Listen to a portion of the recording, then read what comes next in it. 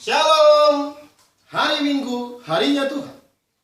Bapak Ibu Saudara yang terkasih di dalam nama Tuhan Yesus, setiap manusia pernah mengalami suatu perasaan kecewa oleh karena suatu situasi yang tidak sesuai dengan apa yang diharapkan.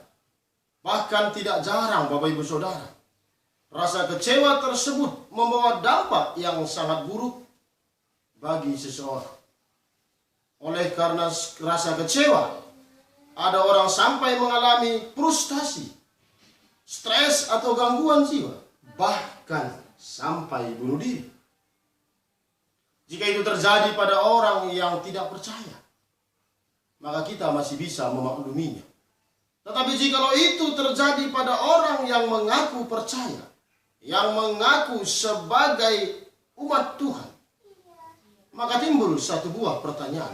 Sungguhkah ia orang percaya? Sebab jika bagi orang yang belum percaya, kekecewaan merupakan satu musibah atau malapetaka. Sebaliknya bagi orang yang percaya, kekecewaan pun menjadi jalan Tuhan untuk menyatakan kehendaknya kepada kita.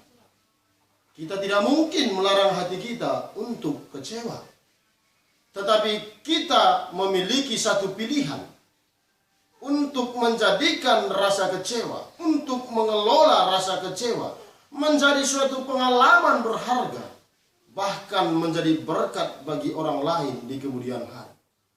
Mari kita jalani hidup tanpa rasa kecewa. Bapak Ibu Saudara yang terkasih di dalam nama Tuhan Yesus, mengapa kita tidak boleh memiliki rasa kecewa? Banyak tokoh-tokoh di dalam Alkitab mengalami rasa kekecewaan.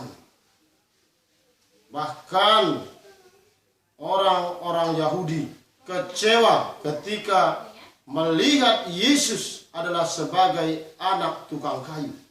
Sebab yang mereka pikirkan, sebab yang mereka bayangkan bahwa raja yang akan datang adalah raja yang gagah perkasa. Tetapi ketika melihat Yesus sama dengan diri mereka, manusia biasa dalam pandangan mereka, anak seorang tukang kayu, maka mereka pun merasa kecewa dan akhirnya menolak Yesus sebagai Tuhan. Habakuk pernah mengalami kekecewaan ketika melihat umat Tuhan ditindas, ketika melihat ketidakadilan di mana-mana, maka dia merasakan satu kekecewaan yang luar biasa. Bapak Ibu Saudara, salahkah jika kita kecewa? Tak ada alasan untuk kecewa bukan berarti bahwa kita lepas sama sekali dari rasa kecewa tersebut. Sebab akan menjadi sesuatu yang aneh Bapak Ibu Saudara. Ketika kekecewaan datang, ketika masalah datang, kita merasa kegirangan. Saat harapan jauh dari kenyataan. Tetapi yang dimaksudkan adalah bahwa rasa kecewa yang ada tidak berdampak negatif di dalam diri kita. Sebaliknya memberi satu pelajaran, memberi satu pengalaman bagi kita untuk lebih lagi bergantung kepada Tuhan. Semakin menyadari bahwa tanpa Tuhan kita tidak akan pernah mampu menjalani kehidupan. Ada beberapa alasan Bapak Ibu Saudara agar kita tidak menjadi pribadi-pribadi yang senantiasa dalam kekecewaan. Alasan yang pertama, Tuhan adalah pemilik kehidupan kita. Roma pasal 14 ayat yang ke-8. Ketika kita memiliki sesuatu, benda, apapun itu, kita berhak penuh atasnya. Demikian juga Tuhan. Karena Tuhan adalah pemilik hidup kita, maka Dia berhak penuh atas kehidupan kita. Apapun yang mau Tuhan perbuat, apapun yang mau Tuhan lakukan, itu adalah hak Tuhan. Maka kita sebagai yang dimiliki tidak pantas merasakan kekecewaan atau menuntut kepada Tuhan. Sebab Dialah pemilik kehidupan kita. Yang kedua, Tuhan yang menetapkan langkah hidup kita. Mazmur 37 ayat yang ke-23.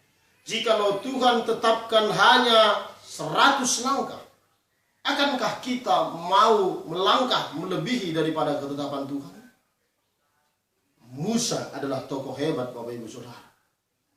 Musa adalah Nabi Exodus, membawa bangsa Israel keluar dari tanah Mesir. Pertanyaannya, apakah Musa sampai tanah perjanjian? No, dia hanya sampai di Gunung Nebo. Sebab itulah ketetapan Tuhan di dalam kehidupannya. Maka kita sebagai manusia tidak berhak untuk kecewa. Jikalau Tuhan tetapkan 100 langkah, melangkahlah 100 langkah. Jikalau Tuhan tetapkan lebih dari 100 langkah, maka kita jalani. Tetapi jikalau Tuhan tetapkan kurang dari 100 langkah, maka kita jalani. Yang terpenting, selama menjalani langkah-langkah itu, kita melakukan apa yang Tuhan mau. Yang berikutnya, mengapakah kita tidak boleh memiliki rasa kecewa dalam arti menghasilkan sesuatu yang negatif? Kita adalah pekerja di ladang Tuhan. Matius 20 ayat 1. Ketika kita bekerja di suatu tempat, maka ada aturan-aturan yang ditetapkan. Jam kerja, upah atau gaji, THR, dan lain-lain. Ketika kita taati aturan tersebut, maka kita akan terus bekerja di sana.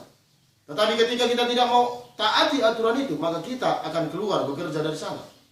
Memang kita bisa sampaikan permohonan kepada Tuhan, tetapi keputusan tetaplah berada pada Tuhan. Maka Bapak Ibu Saudara, jangan kecewa jikalau apa yang kita minta Tuhan belum berikan. Berikutnya, kita adalah buatan tangannya. Efesus pasal 2 ayat yang ke-10. Seorang pengrajin atau seorang pemahat patung akan memahat sesuai seleranya. Yang pasti ia akan menghasilkan sebuah patung yang indah dan bernilai. Demikianlah kita di tangan Tuhan.